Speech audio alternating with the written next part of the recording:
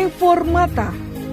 Shalom, saya Pendeta Bigman Sirait mendirikan tabloid Reformata untuk melengkapi umat Tuhan dalam berbagai aspek sehingga memperkaya pemahaman iman Kristen. Reformata mengupas masalah sosial politik, gereja, tokoh, konsultasi keluarga, konsultasi teologi, dan lain-lain.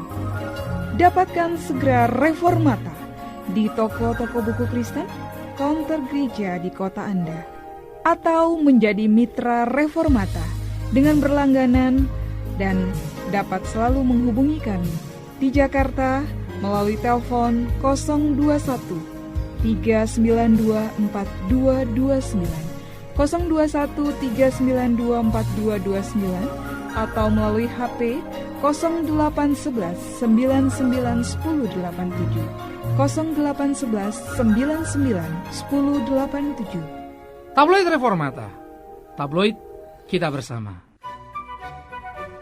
Salam sejahtera para pendengar yang terkasih. Selamat bertemu kembali dengan Yayasan Pelayanan Media Antioquia yang didirikan oleh Pendeta Bigman Sirait untuk melayani Tuhan Kepala Gereja melalui media. Untuk memperluas wawasan umat Tuhan, Pamah juga menerbitkan tabloid Kristen Reformata. Dapatkan juga buku-buku karya Pendeta Bigman Sirait dan kaset khotbah yang sudah tersedia puluhan serinya. Semuanya dapat Anda peroleh di toko-toko buku Kristen di kota Anda atau agen Reformata setempat. Seluruh hasil keuntungan penjualan akan digunakan untuk membiayai pelayanan media dan pendidikan di pedesaan melalui Yayasan Mikah yang juga didirikan oleh Pendeta Bigman Sirait. Doakan pelayanan Pama lainnya di stasiun radio di berbagai kota agar terus bertambah dan bertumbuh. Kini tibalah saatnya kita akan menikmati kebenaran firman Tuhan bersama Pendeta Bigman Sirait. Selamat mendengarkan. Tuhan memberkati. Salam sejahtera saudara yang kekasih di dalam nama Tuhan Yesus Kristus. Kembali kita bertemu. Nah, kita akan terus membicarakan tentang pemberi yang diberkati. Kali ini kita akan belajar dari kasus Sakeus. Sakeus di dalam kitab Injil Lukas pasal 19.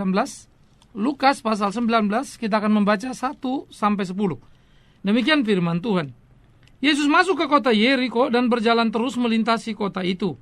Di situ ada seorang bernama Sakeus, kepala pemungut cukai, dan ia seorang yang kaya. Ia berusaha untuk melihat orang apakah Yesus itu, tetapi ia tidak berhasil karena orang banyak sebab badannya pendek.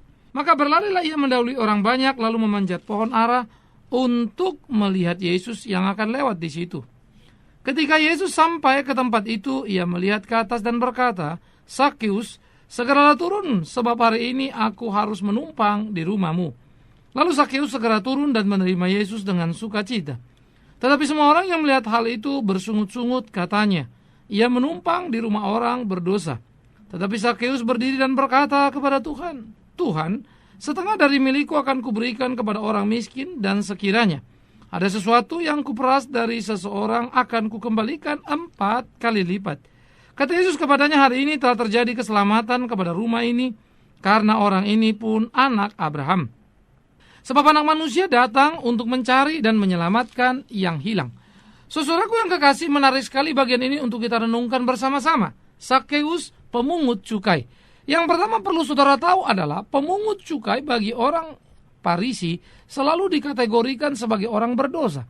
Entah dia korup atau tidak, jujur atau tidak penting. Pokoknya, kalau namanya pemungut cukai, ya orang berdosa. Disebut orang berdosa karena pemungut cukai itu dianggap pengkhianat karena mau memungut cukai atau pajak dari bangsanya dan disetorkan kepada Roma. Mereka dianggap kaki tangan Roma yang kafir, maka otomatis kaki tangannya juga kafir. Begitulah. Mereka tidak peduli kalau itu merupakan bagian dari undang-undang. Mereka tidak peduli itu bagian dari sebuah ketentuan. Pokoknya penagih pajak sama dengan dosa. Nah, jadi Sakeus di tengah-tengah situasi yang cukup pelik sebagai seorang pemungut cukai. Ia sudah dianggap dan diberi sebuah label adalah seorang pemungut cukai. Dan dia tergolong orang hebat karena dia adalah kepala pemungut cukai. Ya, jadi bukan anak buahnya begitu. Nah, sebagai seorang kepala pemungut cukai, ia tentu punya posisi dan penghasilan yang sangat menjanjikan. Ya, nah, Yang menarik kedua adalah bagaimana seorang pemungut cukai yang sudah dikategorikan berdosa oleh orang-orang Farisi mau berdesak-desakan, mau berusaha untuk melihat Yesus Kristus. Apa korelasinya? Apa yang menarik dari Yesus Kristus yang selalu bicara kebenaran?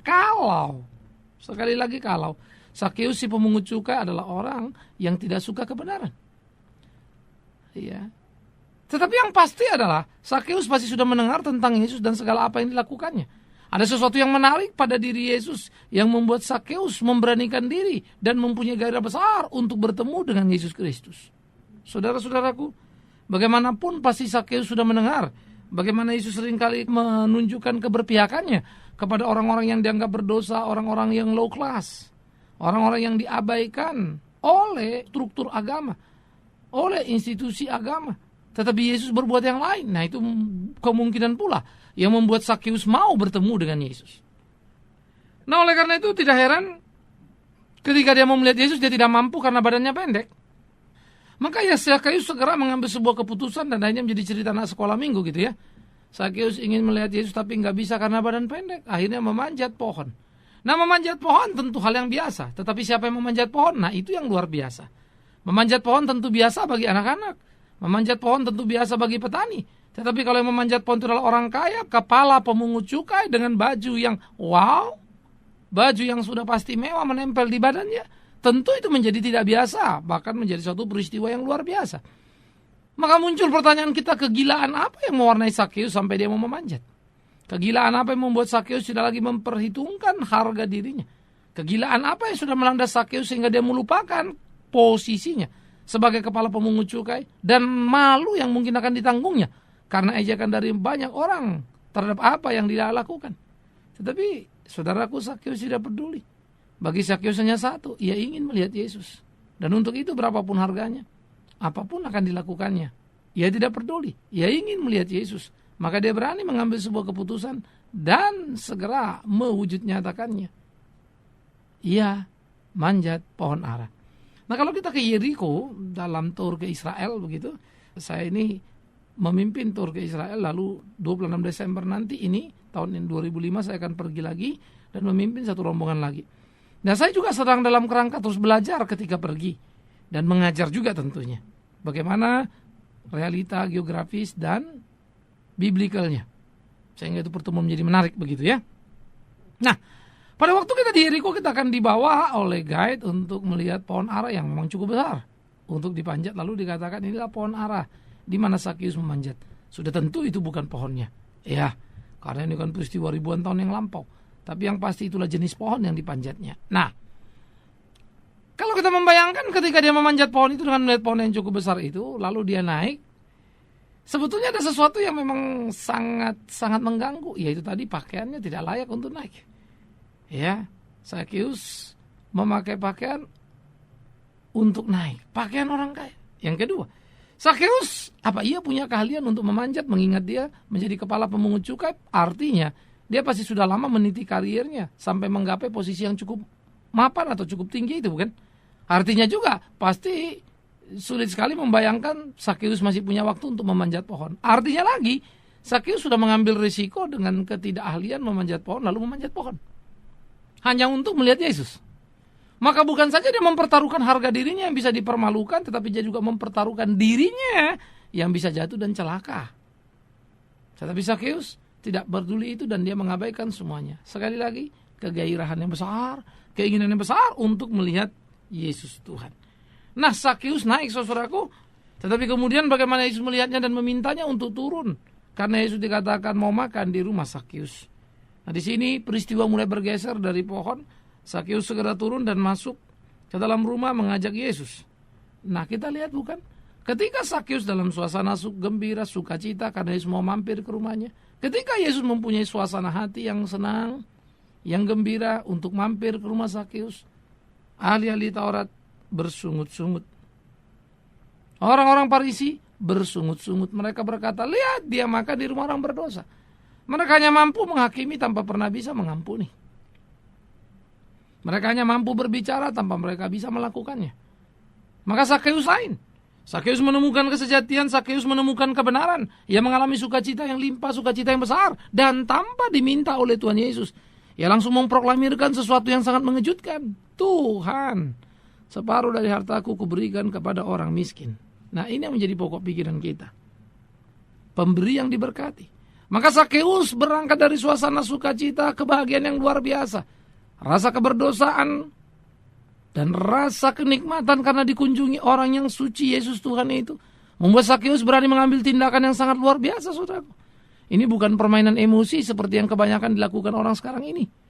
Mengiming-iming, membuat orang menjadi emosional lalu memberi tanpa berpikir. No, Sakeus, ingat, Yesus tidak pernah meminta kepada Sakeus untuk memberikan 50% dari hartanya.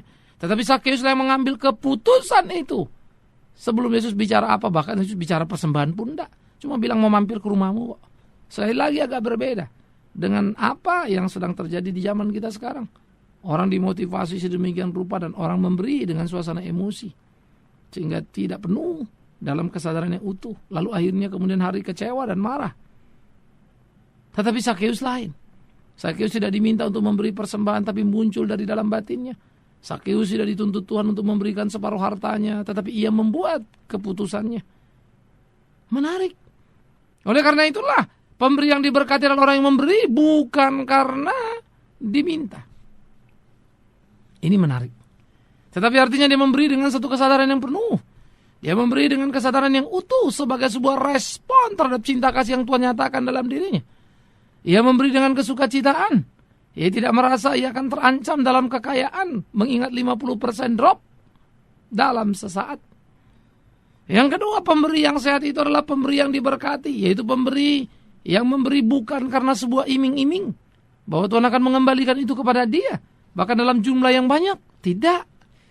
Ia tidak peduli itu kembali apa tidak. Yang dia peduli cuma satu, ia mau memberikan apa yang ada padanya, yaitu 50% untuk orang miskin.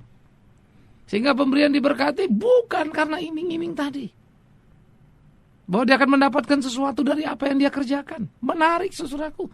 Oleh karena itu pemberi yang diberkati adalah memberi sebagai sebuah kesukacitaan yang mendalam, yang luar biasa yang Tuhan sudah kerjakan kepada dirinya.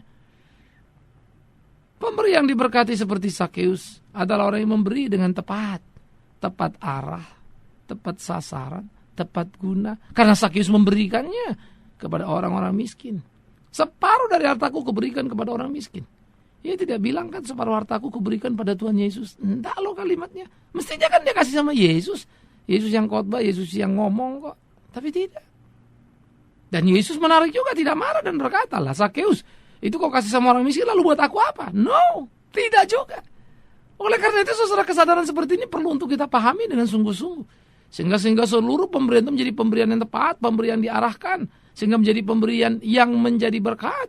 Dan kita diberkati karena boleh melakukan yang benar dan hidup dalam kebenaran. Alangkah menyenangkannya saudaraku. Sehingga Sakeus memberi dengan tepat guna dan Yesus tidak mengkritiknya. Sakeus memberi dengan tepat guna kepada orang-orang yang memang membutuhkannya, yaitu orang-orang miskin. Dan Yesus memang datang melayani bukan untuk mencari keuntungan bagi dirinya. Sehingga persembahan tidak diributkan di tempat itu. Kata separuh harta daripada Sakeus, 50% dari harta Sakeus. Wow, itu banyak sekali. Apalagi mengingat Yesus dan keluarganya bukan datang dari keluarga kaya. Maria Yusuf hanyalah tukang kayu yang sangat sederhana dan miskin. Jadi 50% harta Sakeus itu besar jumlahnya. Yesus dan murid-muridnya adalah kelompok yang juga butuh pembiayaan. Tetapi Yesus tidak kemudian berkata, Sakeus, tidak tahukah kau bahwa kami butuh uang? No, saudaraku. Kesukacitaan direspon dengan kesukacitaan. Kemana uang pergi bukan menjadi persoalan. Asal tepat guna, tepat sasaran. Maka diberikan kepada orang miskin untuk menolong, meningkatkan harkat hidup mereka. Menolong, memberi mereka peluang dan kesempatan untuk menggapai kehidupan yang lebih baik lagi. Saudaraku, ini menjadi penting untuk kita renungkan bersama-sama. Maka Sakeus menjadi satu model yang sangat menarik. Memberi karena perkenalan dan pertemuan pribadi dengan Tuhan. Memberi karena didasari pada sebuah pertobatan dan pengenalan akan kebenaran. Itu sangat penting. Sakeus tidak berhitung apa yang terjadi nanti sesudah dia memberikan 50% dari kekayaannya kepada orang miskin. Seperti janda miskin yang sudah memberikan seluruh uangnya. Ia pun tidak pusing dengan dirinya. Sakeus tidak berhitung-hitung apa yang akan didapatnya setelah dia memberi. Sakeus tidak bertanya apa upah dia dari memberi. Sakeus hanya tahu bertindak satu hal. Memberi. Kenapa? Karena Tuhan sudah datang di dalam rumahnya menjadi sebuah simbol yang sangat menarik. Kerelaan kehadiran orang suci, Yesus sang penebus dosa, masuk di dalam rumah Sakeus. Menjadi gegap gempita kemenangan yang luar biasa, kesukacitaan yang hebat. Wow, saudara-saudara. Ini sangat luar biasa, ini sangat hebat sekali. Maka kegembiraan itulah yang mendasari, kegembiraan itulah yang mewarnai keputusan Sakeus. Dan dia berkata dari lanjutannya, andai kata ada orang yang kutipu, aku akan mengembalikannya 4 kali lipat. Waktu itu tidak dikatakan ada orang yang datang lalu mendaftarkan diri. Ada kemungkinan besar. Tidak ada yang mengkomplain karena memang Sakeus adalah pemungut cukai yang jujur. Ini juga perlu dicatat. Karena apa?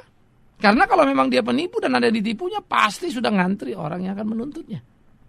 Kalimat ini juga penting menunjukkan kejujuran Sakeus juga sebagai pemungut cukai. Sekaligus mau mengatakan kepada ahli-ahli Taurat yang selalu merasa pemungut cukai itu berdosa. Justru mereka yang tidak jujur. Mulut mereka bilang orang berdosa, mereka ada di bait Allah, hanya bisa menghakimi banyak orang. Tapi mereka sendiri tidak melakukannya. Apakah para ahli Taurat itu pernah memberikan separuh dari hartanya untuk janda miskin? Bahkan Yesus mengkritik mereka. Karena mereka seringkali mengambil, mengkebiri hak janda miskin untuk diri mereka sendiri. Tidak menyalurkan secara tepat dan benar.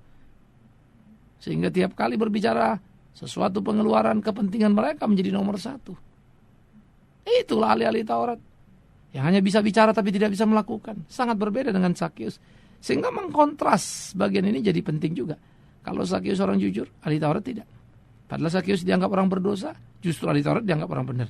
Padahal orang benar itulah yang berlaku tidak benar. Dan orang berdosa ini justru berlaku benar. Kalau begitu, siapa yang berdosa?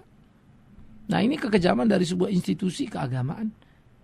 Baju keagamaan, topi keagamaan, simbol-simbol keagamaan bisa menyembunyikan kepalsuan hati seseorang. Tetapi Sakeus telah melakukan terobosan yang hebat, menemukan kesejatian. Maka saudara-saudaraku, Sakeus berani untuk digugat kalau dia sudah menjadikan orang berbeban berat. Sebaliknya lagi, Sakeus berani berbagi diri dan berbagi hidup agar orang lain berbahagia untuk apa yang dia lakukan. Maka meaningful sekali hidup daripada Sakeus. Ia menemukan kesejatian menjadi seorang yang sangat diberkati. Bukan karena apa yang diterimanya, tapi justru karena apa yang dilakukannya, apa yang diberikannya. Indah sekali. Tidak ada ayat yang mengatakan bahwa kemudian Sakeus mendapatkan 2 kali lipat. Tetapi ada ayat mengatakan bahwa Sakeus sangat bersukacita. Puji Tuhan. Ini menjadi sebuah kegairahan di dalam kehidupan orang percaya. Untuk belajar memberi, bukan supaya mendapatkan sesuatu. Belajar memberi karena ungkapan syukur dan kesukacitaan yang mendalam di dalam hidupnya. Belajar memberi dalam kejujuran yang penuh, mengevaluasi diri. Belajar memberi tepat sasaran, tepat guna, sehingga kita tidak menimbulkan kekacauan di dalam kesalahan. Penumpukan di tempat yang kurang tepat.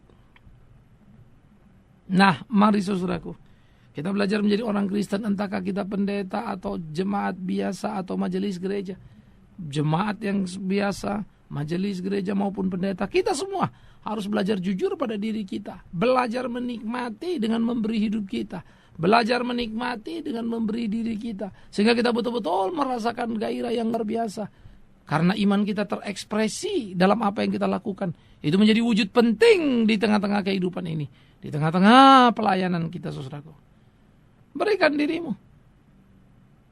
Maka 50% dari harta itu menjadi ekspresi yang menggambarkan apa yang dikerjakan sangat luar biasa oleh Sakeus. Saudara selesai? Tidak. Kemudian disitulah kita melihat bagaimana kemudian Yesus berkata bahwa hari ini telah terjadi keselamatan kepada rumah ini karena orang ini pun anak Abraham. Anak Abraham? Yes. Kenapa? Karena ia sudah memberikan hidupnya untuk Tuhan. Anak Abraham? Yes. Kenapa? Karena dia sudah melakukan apa yang Tuhan mau untuk dia lakukan. Dan ia sudah mengerjakan di dalam gegap gempita kemenangan. Anak Abraham artinya apa? Anak orang beriman. Kenapa begitu? Karena dia memang beriman. Maka dia memberikan separuh dari hartanya kepada orang miskin. Supaya orang miskin bisa mengalami kebahagiaan, kesukaan. Supaya orang miskin bisa menikmati hal-hal yang mungkin selama ini tidak mungkin mereka nikmati. Maka Sakeus memungkinkannya dengan memberi apa yang dimilikinya. Saudara, untuk menjawab ahli Taurat itu, Yesus berkata, anak manusia datang mencari dan menyelamatkan yang hilang. Bukan orang yang merasa benar dan hebat seperti para ahli Taurat. Oleh karena itulah, Yesus tidak salah tempat kalau berada di rumah Sakeus. Dan ketidaksalahan itu semakin diwujud nyatakan dengan apa yang dilakukan Sakeus. Sebuah tindakan heroik yang luar biasa. Tindakan iman yang sangat mengagumkan.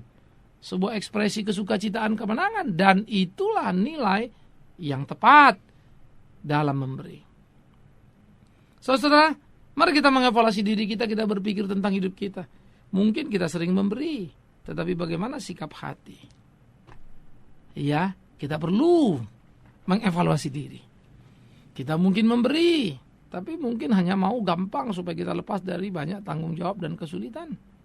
Asal saja kita lempar.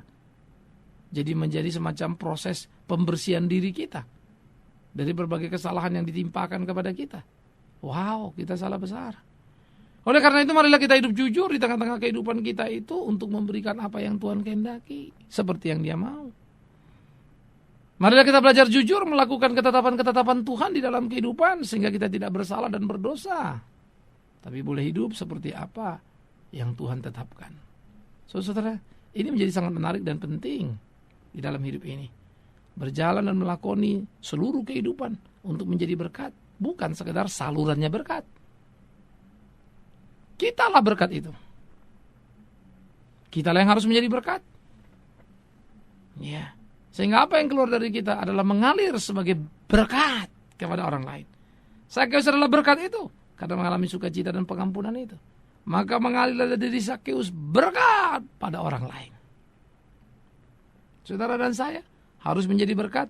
Maka apapun yang kita beri harus berdasarkan kesadaran penerimaan berkat yang Tuhan sudah berikan. Sebuah kesadaran penerimaan hakikat dan status baru yang Tuhan berikan bagi kita sebagai berkat bagi kehidupan ini. Mari belajar memberi dengan tepat, maka saya percaya akan banyak sekali orang miskin tertolong dan akan banyak sekali orang merasa kebahagiaan dan banyak sekali orang akan berkata, saya tidak pernah mimpi makan roti seperti ini, tapi ini saya boleh makan. Banyak orang akan tertolong nasibnya, diperbaiki kehidupannya, dan mereka akan merasakan sukacita yang mendalam, sukacita yang besar. Alangkah indahnya. Tetapi tentu saja itu semua tidak indah kalau kita tidak ada di sana dan bukan menjadi pelakunya. Maka keindahan itu akan lengkap, keindahan itu akan sempurna kalau kita di sana. Dan kitalah yang menjadi berkat bagi banyak orang lain di kehidupan kita. Dengan memberikan apa yang kita miliki. Tentu saya tidak berkata 50% dari hartamu berikan pada orang miskin. No. Tapi belajarlah bijak berhitung berkat Tuhan dalam hidupmu. Dan lakukanlah dengan tuntunan hati nuranimu yang sudah diperboleh oleh Roh Kudus. Lakukanlah dengan pimpinan Roh Kudus untuk memberi. Memberi dengan sukacita. Memberi tanpa pamrih. Untuk mengambil keuntungan dari baliknya. Memberi karena ingin memberi sebagai kepuasan. Dan memberi kepada orang yang tepat dan membutuhkan. Biarlah gereja-gereja juga belajar bijak untuk memainkan peran dirinya sehingga menjadi berkat yang besar. Berkat yang luar biasa. Bukankah itu menyenangkan? Dan bukankah sekitar kita akan menyenangkan? Selamat berkarya nyata dengan memberi berdasarkan cinta kasih. Selamat berkarya nyata. Siapapun kita, semua kita dituntut memberi dengan hati yang suci. Kiranya Tuhan menolong kita. Tuhan memberkati kita. Selamat menjadi pemberi yang baik. Amin. Mari kita berdoa. Tuhan, kami bersyukur, kami berterima kasih untuk firman-Mu, untuk pengajaran-Mu. Bagaimana seharusnya kami hidup di tengah-tengah hidup ini, supaya kami boleh menjadi orang yang diberkati oleh Tuhan dan memberkati orang dalam kehidupan kami. Kami boleh menjadi berkat itu dan kehadiran kami boleh menjadi kehadiran yang memberi suasana perubahan dan kesukacitaan pada orang di sekitar kami. Terima kasih ya Tuhan. Kami serahkan hidup kami dalam tangan-Mu, tuntun pimpin dalam cinta kasih-Mu, di dalam satu nama yang ajaib. Kami berdoa. Nama Yesus Kristus Tuhan kami. Amin. Kita telah mendengarkan firman Tuhan yang disampaikan oleh Pendeta Bigman Sirait. Bagi Anda yang merasa diberkati dan ingin menjadi mitra Pamah dalam melayani melalui doa, daya, dan dana, silakan menghubungi kami di 021 392 4229, 021 392 4229, atau SMS di 0811 99 10 87, 0811 99 10 87. Ikuti juga website kami di www.yapama.com atau di www.reformata.com. Sampai bertemu kembali di waktu dan gelombang yang sama. Tuhan memberkati.